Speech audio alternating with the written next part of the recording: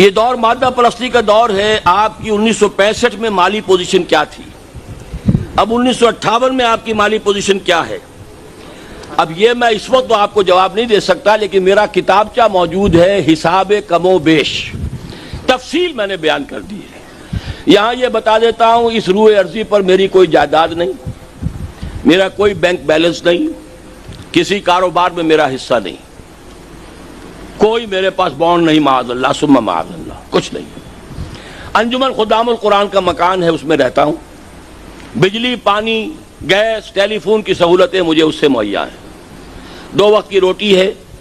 وہ میرے بچے ہیں، وہ اب کام کر رہے ہیں، وہ ان کے تعاون سے چل جاتی. اللہ اللہ خیر صلی اللہ. کوئی جائیداد میرے پاس نہیں. 1965 میں ایک مکان میں نے لیا تھا کراچی یہاں سے. اس سے پہلے کچھ میرا بھائیوں کے ساتھ کاروبار میں اشتراک تھا. جب میں وہاں سے علیحدہ ہوا ہوں تو میرے پاس کچھ سرمایہ بھی تھا.